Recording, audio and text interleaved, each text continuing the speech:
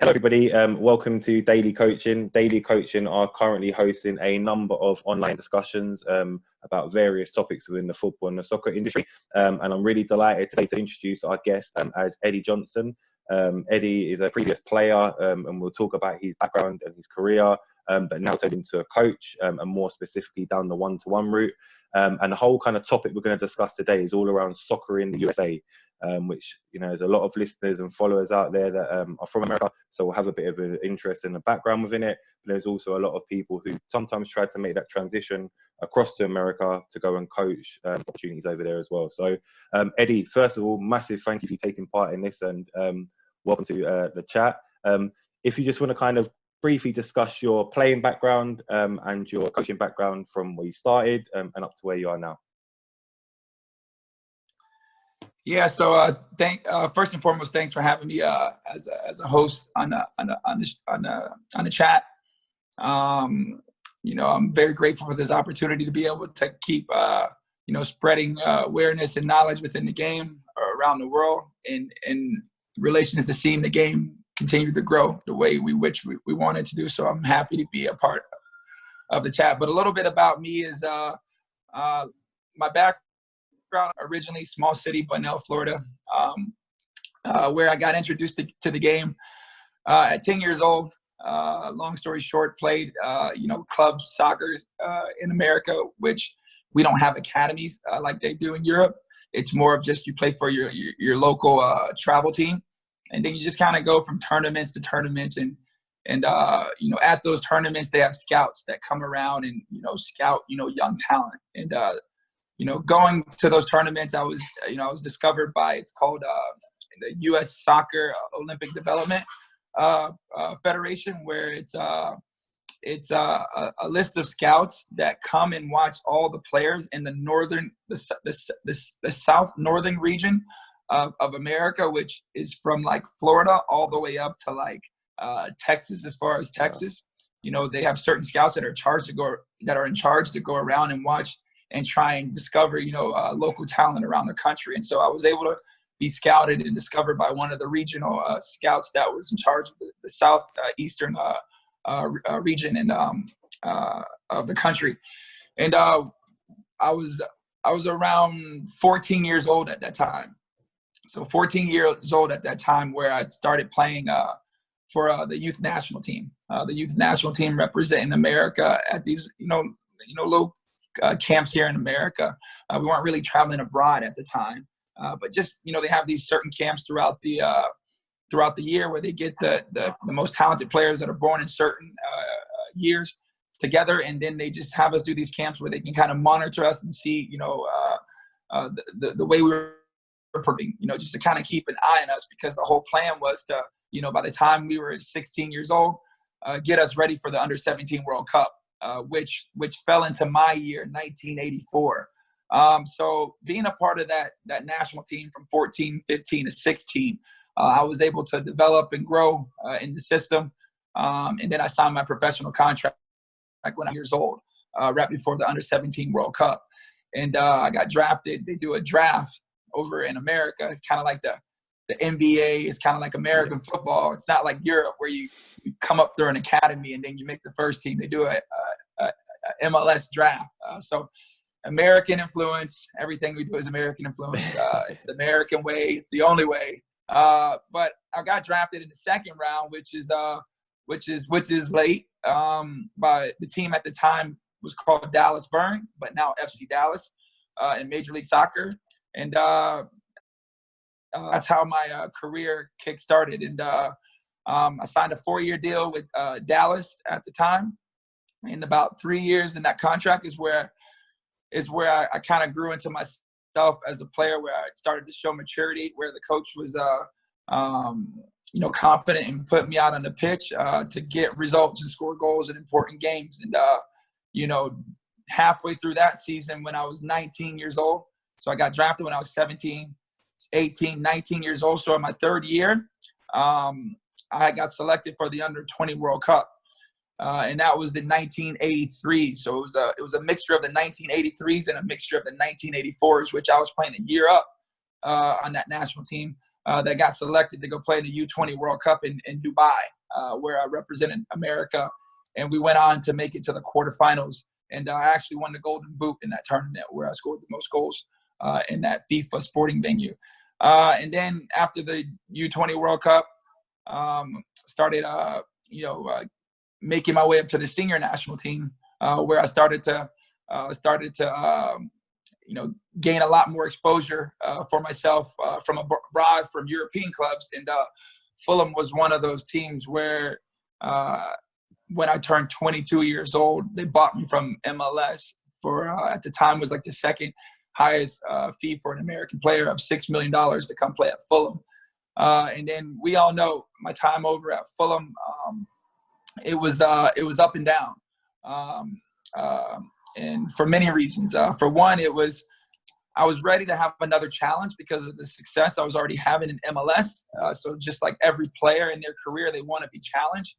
And so I thought it was time for me to make that next step to the Premiership. And it's like any young player, anytime you see Premiership teams knocking on the door, you don't want to miss out on those opportunities.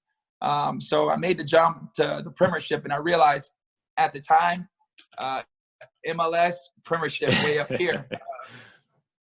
From a tactical standpoint, technical standpoint, the game was just so much more faster, so much more advanced than it was in MLS. And I found myself in a difficult situation. But if you knew the story of my life, my upbringing was always overcoming adversity and being challenged, and walking straight to adversity and having that mentality of never giving up, and always proving that to myself around better players or just as good players. That's where growth shows the most, and that's where true character is divine. So I found myself in a big situation where I was being challenged in the football world. But, most people run away from it. Most Americans run away from it, and they're quick to run back to back to America, where I was like, no, this is what I need. I'm learning a completely different style, looking at the game in a completely different way, opposed to how I was being taught as a young American growing up, and even as a young professional growing up. There was things that I was missed out on, where coaches didn't teach me, where I'm learning here, but maybe because to society I'm not learning. And I'm not, maybe to society and to the blogs in America, they're looking at it as if it was a failure that I didn't play a lot. But in my eyes, I learned so much, because I was introduced to another style of the game and the way it looked than I was taught over in America. So I signed this 3.5-year deal with Fulham, and I went on a couple of loan spells. I went to Cardiff City for a year, where I played up under Dave Jones at Cardiff City, which was a great manager too as well, where the manager, Roylam, decided after the first 6 months that he wanted me to go off on loan and get more experience where I can get used to European football. And then I went to Cardiff City, which is a great club in England, who's up and down in the Premiership and the Championship in the last decade, where I got more minutes, I was playing more. And I started to enjoy my football, and I started to really get the style and adapt to the English culture of where the game was played. And I ended up going and playing and starting a lot of games for Cardiff City. And so I went back to Fulham after that for another 6 months. And at this time, the manager was different. Roy Hodgson then took the England manager job, and then Mark Hughes came in. Mark Hughes came in as a Fulham manager, and Hughes was a great manager too as well. Different style than Roy, but well-respected manager in Europe. Was a great player, and then it was amazing to learn up under his time. But my minutes were low too again, and so again it was another challenge that I was facing. It was like the new coach come in, you try and impress in preseason. But sometimes your best isn't good enough because, maybe they have other objectives and other ideas of players that they, want to bring into the into the squad that fit best for the system that they were trying to play. But again, all of those challenges, were building me to who I am today and what I'm doing today right now. So long story short, things didn't work with Husey. Went on another loan spell right before the 2010 World Cup because of the manager in America at the time was saying, I need to, be playing, week in and week out to give myself a chance to go to the World Cup in South Africa in 2010. So I went on loan to Greece, where I played for Aris in the Greek First Division League, where I went on and I started and I played games. Ended up getting myself into that pre-World Cup squad, and then I was cut in the actual, pre-World Cup squad where they had to, they take in 30 players, and then they narrow it down to a roster 20 to 7 players that got cut and ended up missing out on South Africa. But again, for me, it was a success for me because the lack of minutes playing in Fulham, I missed out on a lot of U.S. national team games for about 18 months. And then to go on a second loan spell and having fighting, my way back into the squad was just like going to the World Cup for me, as far as proving that I still have what it takes to put me back in the plans manager, as far as trying to pick a certain selection of strikers that he wanted to go that was best fit for the team in South Africa. And so after my loan spell in Aries, I came back again to Fulham for about 6 months. Again, Husey was still there. Played a little bit, but not as much minutes as I wanted to. And I was coming to the end of my contract. And we know how the work permits work. As a foreign player, you got to have you have to have played over 75% of the games over that 3.5 year period to be granted another working visa. So my minutes were low again under Husey, and I said, you know what, I got to go on another loan spell to try and give myself a chance to, gain the interest of other managers that are out there, because I didn't want to go back and play in America because the education over there was just so much more better. And I want to be over here, and I need this in order to keep growing, because if I go back to America, I'm not gonna learn anything anymore. So I went on loan to Preston North End, where it was Phil Brown. Phil Jones was the coach, and again, I played a lot of minutes up under the gaffer there, and was hoping that I'll never forget having a talk with him at the end of the year, because when they brought me over again, Preston North End was at the bottom and trying to stay up in the championship. And he brought me over, and I remember he was talking to me, kind of in the middle of my loan spell. He said, if we stay up in the championship, I'm going to come for you next season, And so, that was refreshing to hear, after, making the jump to Europe and having all of this adversity from going loan spells to this team, to that team, going back to Fulham, thinking you're going to have an opportunity to be loaned out again, where you finally find a manager where they believed in you. They saw you being a part of their plans going forward. So it was refreshing. It was really refreshing. But those 3.5 years have prepared me for what I'm doing right now, as far as giving back to the younger generation. As you can see, what I'm doing on Instagram, like you said, on a small group basis, as far as focusing on positional specific coaching, helping young players, create an environment to help young players, develop, because we all know training twice a week with your club's not enough. How the system's designed here in America. The average kid trains 1.5 hours of training twice a week. That's only 3 hours a week of training, whereas kids in Europe, they train 5 times out of the week. So it's not enough. It's not enough hours, which is going to develop the kids. So what I did when I was retiring was trying to think of how can I create a way where I can still have an impact in the game and create an environment where kids can grow and reach their full potential, and give them a chance to be able to experience what I experienced. And so that's where I find myself right now, as an influencer, a mentor, not really a coach, more of a mentor and an influencer, of where I'm taking all my knowledges of the game and I'm just pouring it all back into the younger generation over here in America.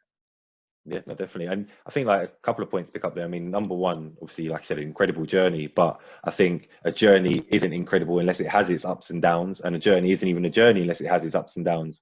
And Right. I think the big thing is that, like you said, it's, number one, how you overcome them. Number two, what you take from them. Because like you said, obviously, there may have been some clubs where you've been at and maybe didn't have as much game time, but like you said, you hit the nail on the head there where you went about the experience, the knowledge you was able to gain from, whether it be just the culture, whether it be from the managers that you was working under, or whether it even be from other players as well. I mean, Right. everyone comes from totally different areas, places within the world, and they're all going to have experienced different upbringing. Some tough, some maybe a little bit easier, and it's finding that. I mean, like I remember talking to a few coaches about sort of. I know you said obviously in America they don't have academy settings, but it's interesting, like you said there. I mean, I think that's incredible how America do it in terms of the tryouts for these sort of national age groups, first of all, because over here, you'd have to sort of play for such a long period of time and be within not only a grassroots club, but an academy club before you even almost get looked at by sort of a national coach. So it's incredible to see Right. that sort of comparison there. But even in terms of that sort of outlook and aspect on it, when these players sometimes within academies over here, you have such a range of individuals. You have some of the individuals who come to training by themselves. You have some of the individuals who come to training by their parents who bring them. And I've always kind of said that, not necessarily to make it, but when parents advise or say, how can my child get further within the game, I always say it's a mixture of talent, motivation, and opportunity. Because, you may be very talented at what you do. You may have the utmost motivation to push as far as you want to get. But if you don't have the opportunity, so you either A, don't have the clubs within your area, B, you don't have the opportunity to actually get across to the sessions and where they are. Like you said there about in America, you might train once or twice a week, compared to, say, for example, in Europe, where they train, like you said, 4 or 5 times a week. And that's just within football, let alone other sports they may play as well. So it is that kind of mixture of the three things, I think. So kind of like we said, so at the moment, obviously, incredible journey in terms of playing background, fantastic experiences, and obviously more than capable of passing that experience and that knowledge on to the younger generations. And I like the word you use there in terms of mentor and influencer, because I think sometimes the word coach is perceived as a certain type of character, and it's very Right. sort of do Right. this, do that. And I think, like you said Right. there, mentor, that's what coaches technically are, but then that's also what people who are, like you said, you're doing it to help the individuals. You're not doing it to Right. just throw the knowledge, because that's one thing, but it's like you said, it's helping them get to where they want to do, and where they want to get to is totally different for everybody.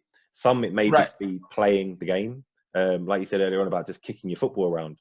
That might be Right. someone's love of the game. Somebody else's love of Right. the game might be getting into an academy. Somebody else's love of the Right. game might be building and going abroad, and all these Right. fantastic things. But so kind of moving into, like I say, currently where you're at now, I've always kind of said that I think players of the game, and even when we're coaching players as well, that we're almost coaching them to become the next generation of coaches, or like you said, influencers or mentors, because obviously if we're educating them in the right way, then they're able to gain that knowledge and that experience as well. So what are the kind of current pathways at the moment within America in terms of not only a playing pathway, because I mean, you kind of mentioned it there as well, but a coaching pathway? Because did you ever take any of your badges when you was a player, or did that come sort of after the playing experiences?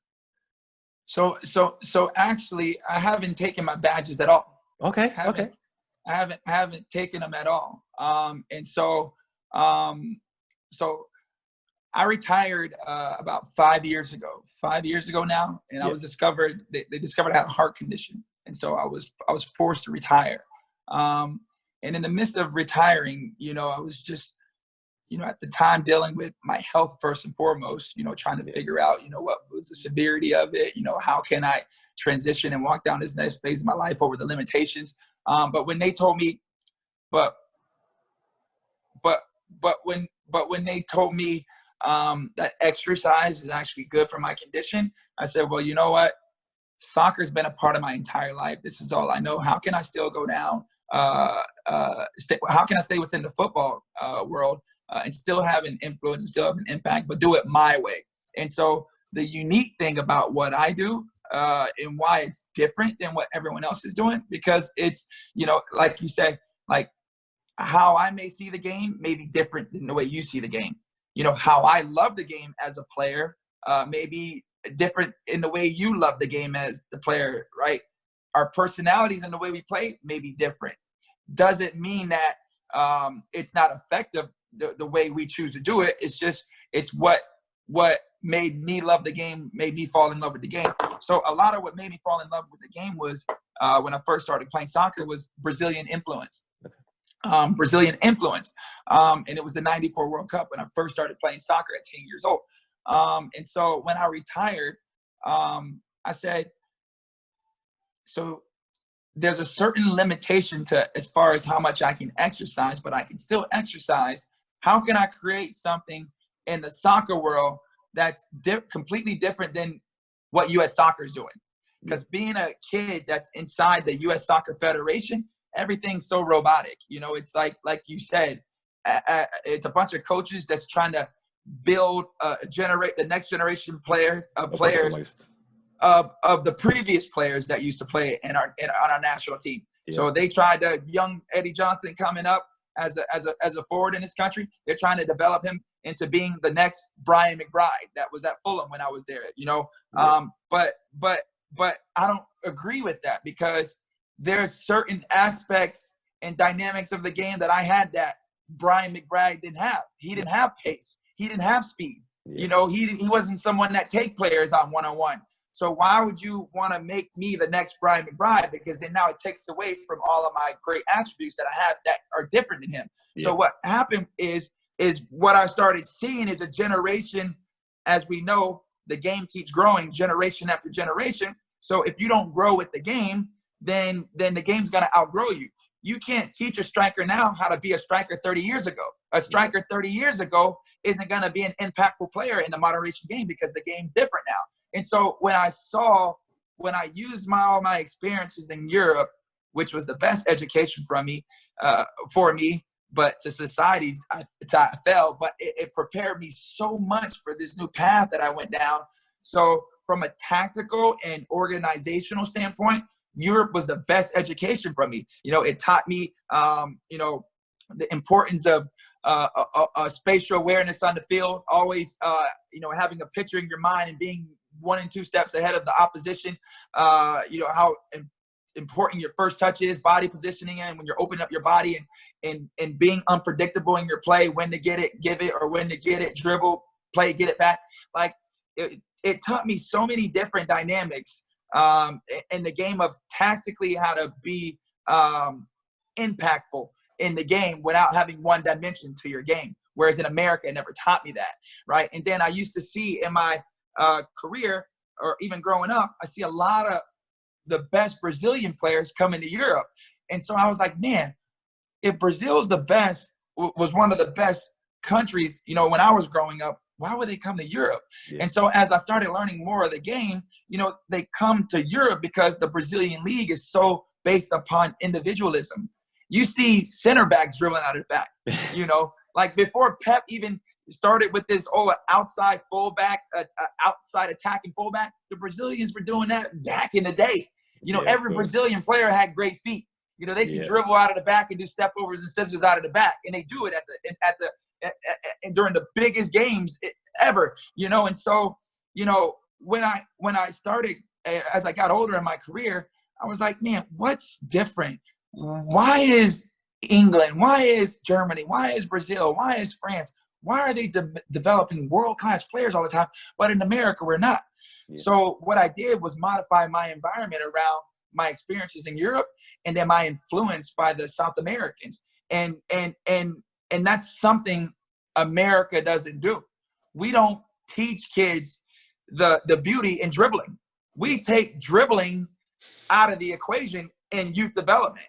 You're dribbling too much. Pass the ball, right? So when a kid gets the ball, right, sometimes it may take them to dribble out of that certain situation, whereas we're not teaching them the tactical part of the importance of 1 and 2 touch and how important your first touch needs to be, right? It was more of get it, give it, get it, give it. This is what the coaches teach you. But there was no logic behind why we were getting it and giving it. It was just come on and tip from third to third, right? And how our body needs to be positioned. We had no real influences around us that has played at the highest level, right? Because when coaches retire over here, they don't get back into grassroots. They don't go back into academies. They want a head coaching job, or they just go completely away from the game. So what happens is you get a lot of former players over in Europe pouring back into the younger generation, right? Which these kids are going to listen to because they're listening to people that have been there and done that. So they're going to pay attention more, right? And so I wanted to be one of the first influencers that had a real impact on the grassroots and take that, like I said, that Brazilian influence, which is comfortability on the ball, is first and foremost for developing. A parent comes to me and say, my kid lacks confidence on the field. And the first thing I can say is, they haven't been in an environment that taught them the importance of having comfortability on the ball with all different surfaces of the foot. And that's the foundation. It's like you can't teach a kid to run before they walk. You got to teach them to walk before they run. I'll even go back before that. A kid starts crawling before they stand up, and then before they stand up and take steps, they start walking, right? So it's step by step. And what I found in America's system, it's like they skip a lot of steps and they focus on just winning. So they want to get all the best players, the most physical, strong players at the grassroots level on one team and win, because why?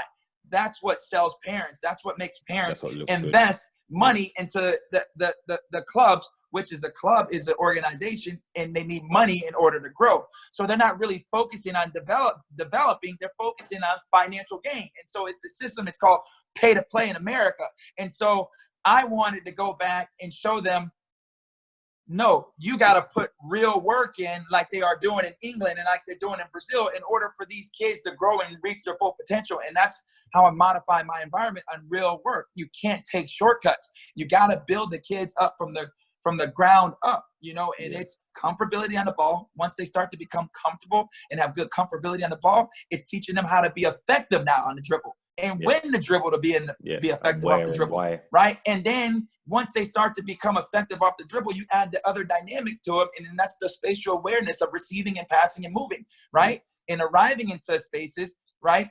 And when you're arriving before you arrive into these spaces, right, knowing where the defender is, how the defender is positioned, and where you want to move that defender out of that space so you can utilize that space. So that's the tactical part of it after they become comfortable on the ball. And so that's what I've done. I've been able to do in a small group setting, right?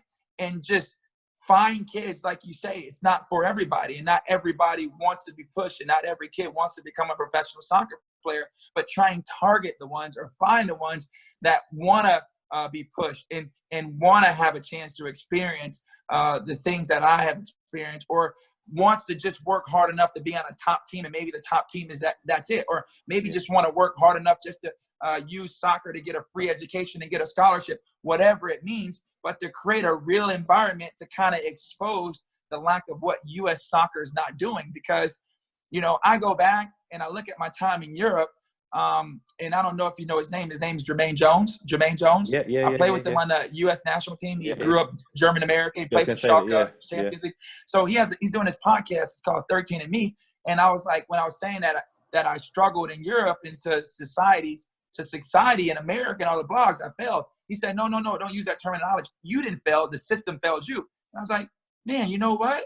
Because that's the first thing I say. People say, when you went to Europe, what was different? I said, man, it's just going to sound crazy. The only thing that was different is, man, their decision-making so quick. Their first touch is so clean. Their understanding of the game, how they move on the pitch, how they know how to link up with players to get to where they want to be, the pictures that they see. I was like, it sounds so simple, but it's so hard if you haven't been in an environment that it has instilled that into you and haven't modified their environment around to teach you the importance and the beauty behind passing and moving. They don't teach you that in America, right? And so I said, that's something that I struggled over, because in America, they teach you, you're fast, use your speed, stay up top. He's going to kick it long, outrun everybody. Yeah. When you go over in Europe, man, that's one-dimensional. right? You're labeled as raw. You're a raw player, you know, fast, strong, physically strong, got pace. But what else? They take away everyone's just as physical over there. They're just as fast, and even the defenders aren't fast. Tactically are smart and know how to make the field small and know how to break the field down and limit your space just because of their positioning, their understanding of how to defend you, right? So when they take away all of that, what do you have now? And so America don't teach you that, right? And so that's what I'm teaching these kids right now.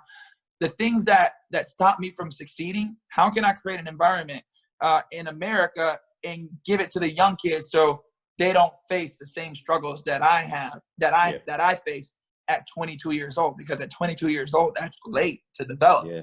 You know, can you develop them now while they're 10, 12, you know? And so that's what I'm doing right now. And so I don't have any coaching badges. I'm just kind of, you know, right now I'm enjoying, you know, coaching in small groups, right? I think I'm taking my time with it. You know, it's step by step. I think later on when I want to get into like a coaching role where I want to, you know, have a youth team and talk about a certain system and a style that I want to play. All right, then I'll start to go and go for my badges right now. But everything I'm doing right now is a real experience of being a former player and teaching these kids what it takes on a day-to-day basis in order to give yourself a chance to accomplish what it is that you want to accomplish. Yeah, no, totally. I think as well, like, I mean, you know, obviously as asking about the badges, but I kind of agree with you. I personally, I think I've gone down the opposite route. So I was, you know, very keen-headed, got to get my badges, you know, got to get them as quick as possible. And I need them because if I get higher badges, then it means that I can move on to potentially bigger jobs and bigger opportunities. However, I mean, I've been coaching now for about, say, 14, 15 years. And I've kind of, like I said, gone the reverse and thought to myself, well, listen, I know people who do not have any badges at all and are just as competent, knowledgeable, in terms of as well, not even just in terms of the understanding of the game, but as you as a person, because I think that's what a lot of people forget about. You know, they may go, well, I know this and I know that, and I know when to use it. But if they can't build relationships and build rapport with players, with parents, then, you know, that's a whole totally different thing. So I've kind of, thought to myself that, you know, in my eyes, badges, and don't get me wrong, I get why they're there. I do get why they're there, because it's a baseline of understanding that, you know, you'll be kind of taught in a particular way. And also it's kind of a benchmark of, you know, whether it be from bigger organizations being able to say, look, we have X amount of so-and-so coaches at our club. But if I'm being honest, I think they're job indicators, not ability indicators. Absolutely. And Absolutely. that's a big thing. Absolutely. And like you said, like what the perfect thing you're able to do, and something which I'm doing now with myself in terms of, like I said, I've gone from the backwards route of doing more team-based coaching to now doing more individual-based coaching as well. Of it's so much funner in the sense of you're not restricted by your organization, you're not restricted by your club, your company, of saying you have to do this. Like you said, we want every single player. We have player A to Z, but every player from A to Z needs to look like player A. No, it's I get to work with the players when I want, how I want, at the right time, at the right development. And it's not even necessarily you're creating your own coaching or playing philosophy, but you're making it specific and adaptable to who you have in front of you. You know, like we said, some of these players you're going to get, some of them may be technically gifted already, and you question, you know, what more do you need to develop in? But as you start to learn more about that player's journey and that player's reasoning for why they're doing it, like you said, is it to play in Europe? Is it to get a scholarship? Is it just because they want to do it for fun? Is it because they want to become a top pro? Boys or girls as well. And I think that's one of the biggest things. I think, especially from a sort of, we say European, but English point of view, America was always seen as the place to develop for girls.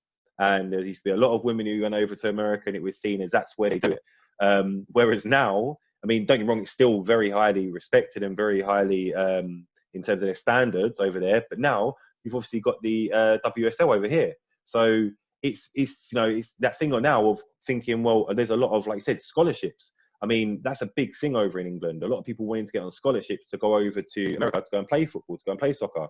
And yeah, I find it so interesting that, you know, like, there is no, listen, like you said. And then it's the opposite. It's the opposite for the men's. Yeah. Men, we're trying to get to Europe young, you know, but at the time when I was coming through, they were trying to stop all the young, talented kids to try and build Major League Soccer. Yeah. You know, they were stopping all the young kids now. But now, if the kids are good now, they're sending them to Europe now because the league is developed now. And to not to cut you off, like you said, when you think of soccer in America, you think of the women's game. But even our women got to be careful now because, like you said, they got the WPSL over in Europe, and the European side of the game, women's game, is catching up to America. And I had an interesting discussion with the current women's national team coach. Whereas America, it's always been our mentality. We pride ourselves off of hard work, dedication. Roll your sleeves up. We're gonna fight. We're gonna outwork everyone. We're gonna scratch, fight to try and get a result. But where now is and where it's always been, not where now, where it's always been, is the technicality of the game. It's very important, and that's something that he said he's emphasizing and he's incorporating a lot now into their sessions, and teaching the women the importance of being a technical player, because from an athletic standpoint, we have the best athletes in the world, but in the final third, there's only so much space you can run in. Yeah. You got to have clever players on the ball. You got to have people that can see certain pictures and be intelligent and good poise and composure in front of the goal, where it's the hardest part of the game on both sides of the field, right? It's just like in golf. The putting is the hardest part. You can hit your driver, you can hit your irons, but it's when you get on the green point. And that hole's so small and it's so compact and it's overwhelming, and that's where the intelligence is. That's where the finesse is. That's where the creativity is. And it's how can we produce more players like that England produced, the Rashfords, the Wayne Rooneys of the world, like how can we produce those players in America? And that's something, that I'm so passionate about. And that's why, like I say, you probably see more growth in yourself now doing the small trainings because, like you said, you're not being told what to do. That's why I love it the most. I get to do it my way. I have my freedom. I get to do it at my pace. I'm not rushed. There's no pressure. And it allows me to be more creative because I'm not saying no one's not saying, here's this curriculum. This is what I want you to do. Because this is how these clubs are and these academies are over here now in America, right? They have a certain curriculum and they say in this academy, this is what I want the curriculum to be. And as a head coach, they say, I want you to focus on this today. You're being controlled. Yeah. That's restricting you from being who you are. You can't show your creativity. But with what we're doing in the small group, in the small coaching, in the individual coaching, you get to be more creative, right? You get to build a more relationship with the player, right? Yeah. There's no focusing on winning and losing, and what I say, my version of developing is winning is the player getting better. That's winning. That's like scoring a goal. That's like winning a trophy, you getting better. And losing is we're not getting better, right? But at the end of the day, it's the relationships that you build with the individuals, and they come from all different walks of life, and they all need different type of motivations. And it not only you allowing them to grow, but you grow too as much. You find out so much more about yourself that you never knew existed, but you wouldn't know this if you weren't doing it the way you wanted to do, right? Because you'd be restricted because you're working under somebody else. What I found is in myself, whenever I've been successful in my career, it was always around people that believed in me. When I saw that a manager believed me and I was important to the team, I always did well. When I saw that, I wasn't important to the team, wasn't going to stop me from working hard. But that's when I found out that you get a different person, where we're all human beings. We have feelings. We tend to respond better when we're in an environment where there's trust, faith, and belief, right? And so that's what's been so amazing about what I'm doing right now is how you lift the kid up. A kid can come to you broken, can come to you with no confidence, can come to the verge of almost to the point of wanting to quit, right? And that bond that you build with them, where that bond that you build with them, not only that they grow in soccer and become more of a confident footballer, but it's just in life in general, right? When you build them up and you teach them how to overcome things, right? They take those lessons with them through life, because if they ever go through a difficult time or a difficult challenge in life, they're going to know how to get through it because of the experiences that they had with their mentor of being in times of trials and tribulations. And that's another thing, like you said, that's unique about the small training and the individual training is the bonds that you really get to build without any real pressure from an organizational standpoint, and then parents too as well, because parents are so in club soccer, they're so in America, I don't know how it is in Europe, but parents are so entitled because they pay so much money. Yeah. So when decisions don't go their way, they complain. They write emails to the coaches. Why isn't my kid playing? I pay the same amount of money as the other parents, but these kids are playing more minutes than my kids, right? I'm upset. It's making me upset. Well, that's what's hurting the development in America, is because it's that pay to play stuff. Yeah. And so what I found in Arsene Wenger said it. He said, like, between 5 and 12, like it's all about developing. Yeah. It's not about winning anything. Winning is a bonus, but it's all about developing the player, he or she, to becoming the best footballer they can possibly be. So when it starts to get real, they know how to compete. They know how to conduct themselves. They're confident in who they are. They know how to see the game. And we don't have that structure here, where in America, we're teaching kids that if you don't win at 6 years old or 5 years old, you're a loser. And you got kids crying at 5 years old because they don't feel like they're doing a good job. Where at the time they should just be being kids, and just learning a new ball movement should be like scoring a goal. It should make them appreciate what they're doing. Is where we take that fun part out of the game, because you don't exist if you're not winning. And so I think if we change the way our mentality is on as far as developing goes, right? The players are here, man. It's some real talent here in America, but we just don't have the right structure like you all do over in Europe. And that's one of the things that I remember my time being over there. I never used to see parents watching training when those young kids were training in the academy. You drop them off, parents had to leave. Over here, America, they drive, they take their kids to training, they pop out their little beach chair, they sit there, they put up a little tent, so if it's too hot, they sit there and they'll watch their kids training.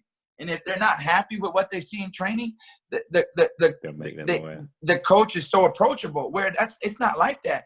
If you're complaining in Europe, your parent, you get kicked out of the academy. You know what?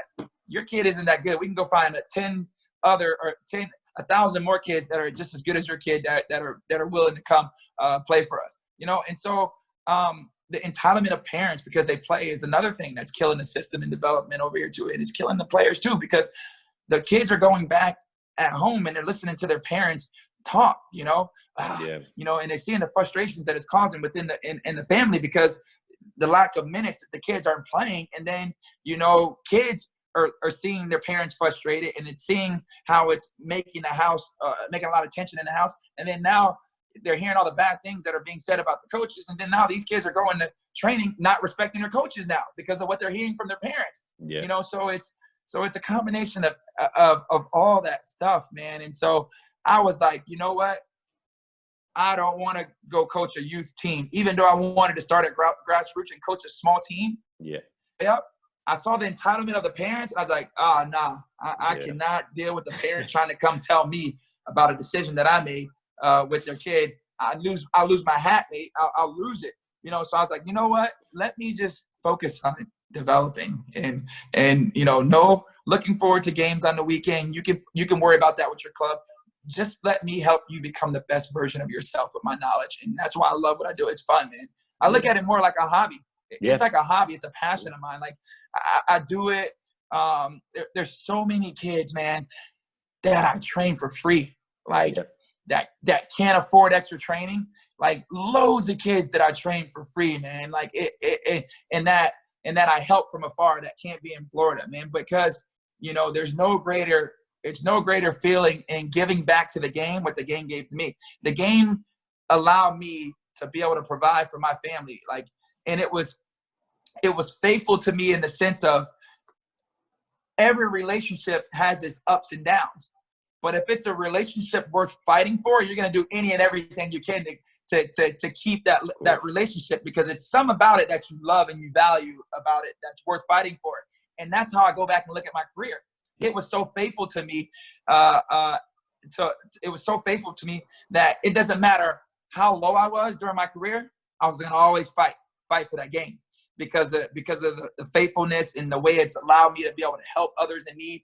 And then it just transferred into my mentoring role now. It's just, giving back to the game and being honest with the kids, not lying to them, not just trying to use my Eddie Johnson name to get a quick dollar.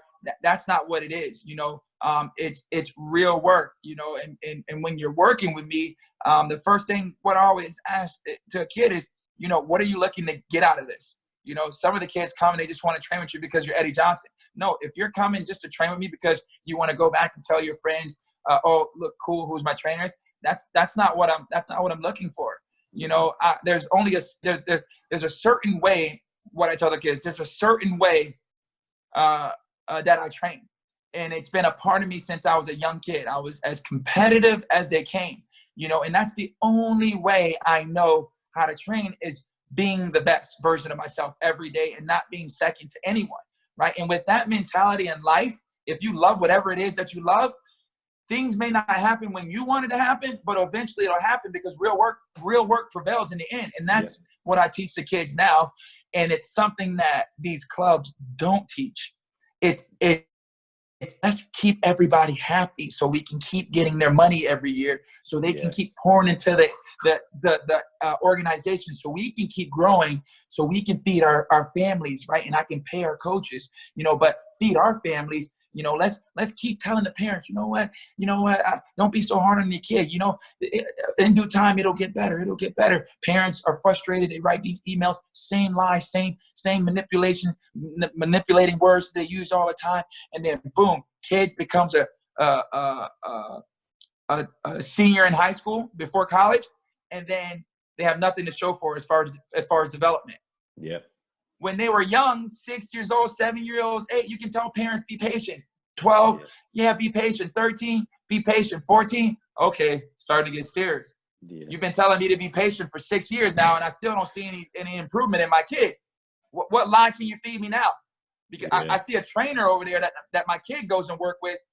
I see real work that trainer's putting in with my kid, but then I come here in my team setting, and this is completely different than the work that I'm seeing in the kids get more touches on the ball in a small group setting, and then my kids are standing around most of the time, or they're doing the same stuff for weeks and weeks and months, and they're not doing anything. And then now my kids are coming and telling me they're bored. We know what we're going to do every day, And so what happens over here, and I don't know if you experience it over there, these clubs start to get intimidated by good trainers because it exposes the lack of what they're not doing in their academy, in their teams, and it's starting to. And us trainers are starting to educate the parents more on what a real environment looks like, So now they can't lie anymore, right? And so they'll intimidate these clubs over here in these top academies. They'll intimidate parents and say, and how we work, we don't want any kids doing any outside training. If you're doing outside training, you'll get suspended and you won't be able to play on the weekend, right? So they're trying to keep the parents away from the people that they find intimidating, that are doing the right things, right? And so another reason why I get so much joy about doing what I'm doing is not only does it expose the lack of what the U.S. Soccer Federation and all of these clubs, like in Florida, the FYSSA is doing, right? But it educates the parents more, the ones that don't know anything about soccer, what real work looks like and how their kids need to train on a day-to-day, week-in and week-out basis in order to give themselves a chance. If you're investing all of this damn money into your kid, you want something to goddamn show for at the end of the day. You don't want them to wait till they get their senior year in high school and then a new kid moves from, let's say, New York to Florida, and then they replace your kid with New York because the kid from New York is better, but your parent has invested thousands and thousands of dollars and been faithful to the club to now the club tell you thank you for everything you've done, but this kid is better than your player, but you didn't develop that player. You just took that player from someone else that had developed that player, and you sacrifice someone that's been loyal, that's been waiting for you to develop their player. And so, again, you can't. What I found is you can't develop if you're under an association, or if you're under an academy. You can't do it the way you want to do it. It's going to restrict you from being who you are. You're not going to be able to grow. And so for me, I'll encourage you to keep doing what you're doing, man, because that's the only way you have a real influence to say, you know what, that person's success, you can share it with them because you put in some real work with that player, Yeah, no, totally. I think as well, like, there's a few things there we mentioned. So number one, about like I said, in terms of being able to put your own like stamp mark on it, and like I said about the parents over here. The parents over here are quite involved as well, and it's true. Like, the big thing of, obviously, don't get me wrong, everybody wants the best for their child. And always want to see some sort of development or some sort of growth, and especially if they pay money. But yeah, like the academy system over here is very cutthroat as well. And you could be very loyal to a club, and obviously we don't have to pay for it over here as such. But like, they could be with them for a certain amount of time, and then you're gone, and you've got no club. You have no other sort of avenue unless you have links with clubs, or clubs may have picked you up elsewhere.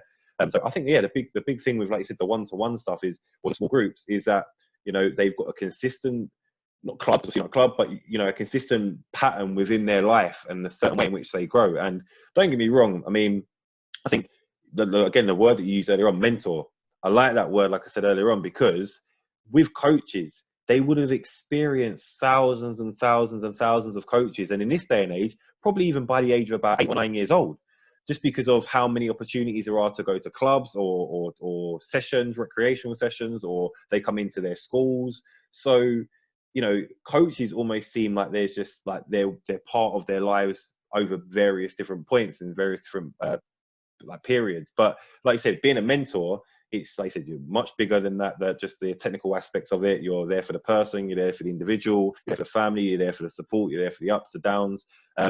And yeah, I think it's that much bigger sort of mold to it. I mean, and as well, like you said, this is going to kind of lead on to a sort of final point, was around your social media platform. Now, obviously, I knew you was by this, but I didn't know you was doing the big individual one-to-one work and the big social media work. And this is a big thing, I think, like you said, and it's refreshing to hear. You sometimes get, footballers who maybe come out of the game and they go, what do I do? I've got an experience in football, within soccer, let's use it, which is great, because I think, it's like, I've always used the terminology, I probably wouldn't learn from somebody to cook it, like, or wouldn't learn from a chef if they didn't know how to cook. So, you need to have that sort of idealistic of, well, they play football, they've got these experience, they've got the knowledge, I want to learn from them. But like you said there before, the way you give things back to the community is incredible, because like you said, not everyone's going to be able to afford it. And also the big thing, like I said, of how I came across your social media platform, social media, especially in the terms of where we're at the moment and the obviously unfortunate circumstances, the work that you're doing, the daily challenges you're putting out for people, the online access of being able to access it wherever you are. So, you don't actually have to visit anywhere and go somewhere. You can access it on a click of your phone or a click of your tablet or a click of your internet.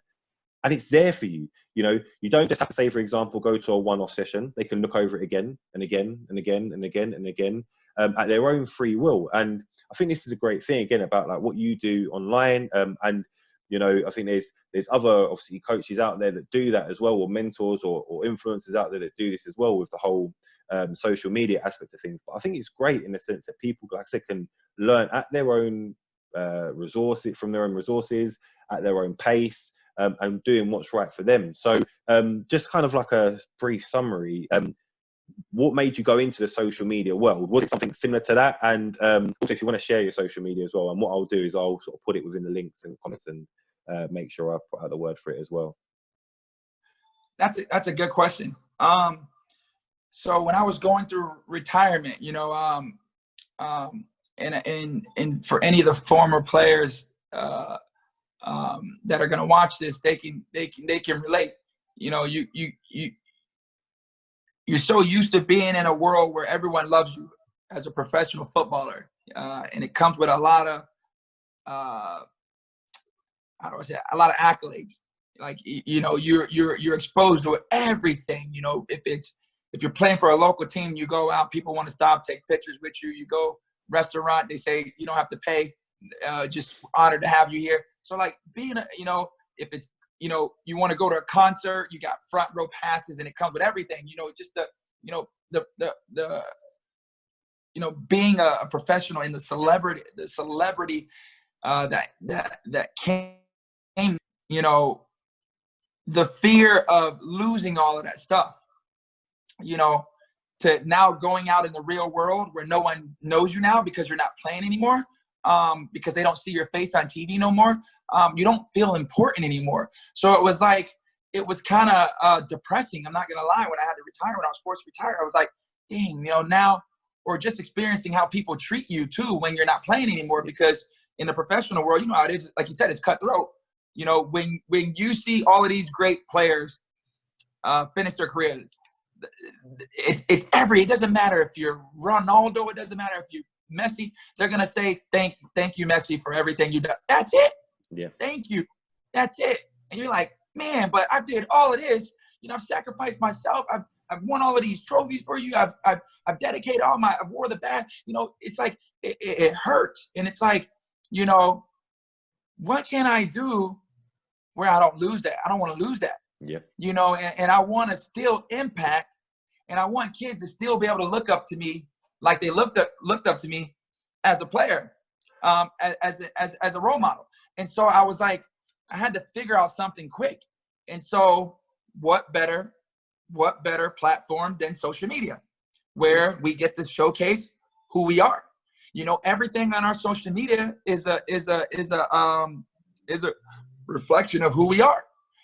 And so the whole giving back to the younger generation and training and posting a lot of content on social media was my way of still being relevant, but also still growing up knowing that someone helped me get to where I am. They afforded all the club fees for me. I couldn't afford it. And if they didn't help me, I wouldn't be doing this. I wouldn't even be doing this interview right now. So it was a way of still being relevant, but still giving back to the game and doing right by the younger generation. Have, like you said, them having access, like they can get on my Instagram and there's thousands of drills that they can do in their own time, without any expense, for free, and so like we say, kids in moderation, they only know what they know in moderation.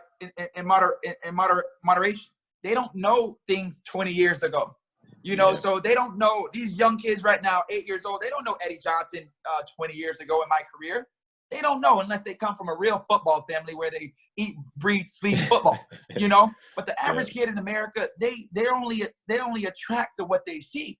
So it was my job to try and create something that was attractive, where it was going to give me notoriety, and making it different than what everyone else is doing, right? But still being able to show my creative side of who I am, right? And staying true to what I believe in. And so that's what made me, that's what makes me use my social media, and that's why I'm so big on it, is because I get to interact with kids every day. Man, there's thousands of DMs that I answer every day, of just talking to kids that I don't even know, man, that just come and ask me, real soccer questions. I'm struggling here. I just wanted to call because I think it's so cool that these kids get to have you every day as a mentor, to be there for them, through time. It's like, what's some advice that you give me, man? And I sit there and I answer all of these kids, but at the same time, I'm answering all of these kids, I'm saying, man, it's so crazy. Like these kids are in broken environments, man. Yeah. Like these kids, they shouldn't have to be asking me these questions. They should have access to people or clubs or their coaches should be so qualified, that should be so driven, should be so dedicated, should be so passionate in helping these kids get better, that they shouldn't be reaching out to me. But you know what? Since social media allows it to where these kids can reach out to me, I'm going to really make myself different than everyone else, because I know, and too, there's people that train, and I hope they're watching, because there's some in America that their egos are so damn big, and they haven't accomplished a quarter of what I accomplished in my career. And they charge so much money to do private trainings, right? And I'm saying it's sad You know, they don't really love that if they charge that much money. You know, like you want to get a little bit for your time. You know what I'm saying? But at the end of the day, it's all right. It's called player development, right? Yeah. Right? Player is first. Yeah. Not development first. Put your focus and energy into the player. Be so good at it. And if you're developing, the cha-ching will come. But it's cha-ching. These trainers out here, man, they're out here, and I don't want to say their name because I don't want to give them no attention. I don't want to promote them while we're here. This is about you and what you're doing and about what I'm doing. And you're doing a great job in what you're doing. And that's why I'm doing this interview. But they know who they are and out there. They're charging all of this money because they're working with these professional athletes that have big names.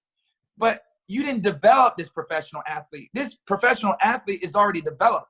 All they do is off-training work, which you just to fine-tune their skill sets. You're not making them better.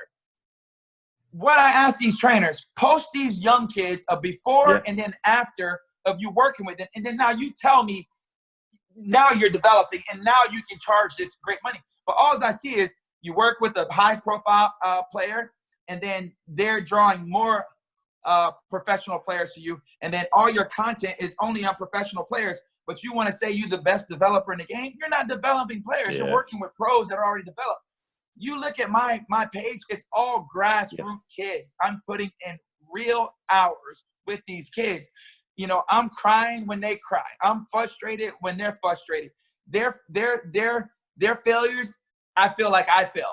When they win, I win. When their success is my success, right? We're overcoming all of this stuff together, and that's developing. And that's what I've really been able to do media, because it's free. You don't have to create a website, is to show all of these trainers, all of these parents, show our culture what real work is and what real work looks like when you're investing all of your time into the younger generation. Like, there's no shortcuts. Yeah. There's no shortcuts. You know, I trained Christian Pulisic, man, and this is a true story. I trained Christian Pulisic, and it's a true story. And you can even put this there. He DM'd me and reached out to me. And I wasn't even working with pro players. I'm working with grassroots kids, young, talented kids. And this dude is at Borussia Dortmund at the time, and he's killing it, playing Champions League games. And he's reaching out to me saying that there's certain things that he wanted to work on in his game that he admired in my game, and wanted to fly to America and spend a week with me and work with him. I had to open up the Instagram again and see if it was a prank, because I thought it was a prank. I was like, the hell, they're pranking me. Freaking Christian Pulisic calling me to come train with him. He's at Borussia Dortmund. He's in one of the best parts of the world where he can develop. They're proven to develop great players out of that organization. Why is he reaching out to me? You know, but you know, like I said, it's real work, man. Real work doesn't go unnoticed. There's certain things that I was doing that attracted him. And there were certain things about my career and how I played that attracted him to as well, that he wanted to add a part of his game and make a part of his game to make him more complete. And that's what made me love that kid even more, because as much as he had already succeeded so much more than me in his career. He still haven't played in the World Cup. I played in the World Cup. But as far as Champions League and dominating it in Europe, for him to reach out to me, it's kind of like Kobe Bryant when he used to reach out to Michael Jordan.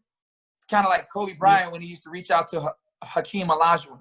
You know, all of those players were different, but he wanted to develop a combination of all of those players' attributes to make him a more complete player, so he can dominate the modern racing game. And it's kind of like what he's doing, man. Like he has an old soul, man. Like he's so ahead of his time. And the average young player with all of that attention, and we're talking about 3 million followers, they don't reach out to people like that.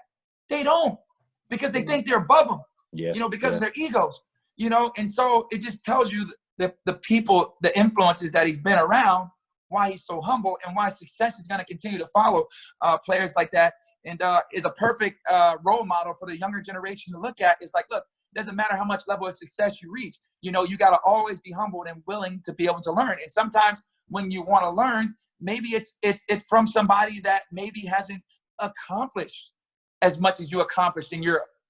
Yeah. But you can always take little bits of people to learn from to make you into the player that you're in. So I use that platform. And then I want to share another thing to you recently, man, that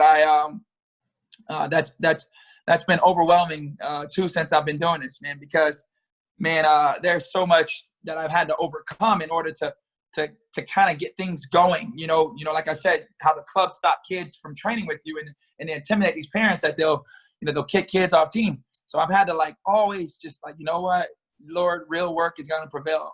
You know, they can take kids away from me. Man, I started out training all top academy kids here in the country. They took them all away from me. So then I started having to target girls. And I never, and I'm not going to lie, I never even appreciated women's soccer. But when they took all of the boys away from me, I had to go and say, okay, let me go give it to the girls, you know, and try and change the culture in girls soccer and teach them how to be more creative and play with more flair, you know, and change the whole style in women's soccer. And then when I started working with women's soccer, I started loving women because there's certain characteristics that women have that are better than boys, you know, that they pick up on certain things a lot quicker than boys because they're more mature. Decision makers as well. And so I started loving training women and I started appreciating training women. But I get a DM from someone that I have a lot of respect from named Carton Cole.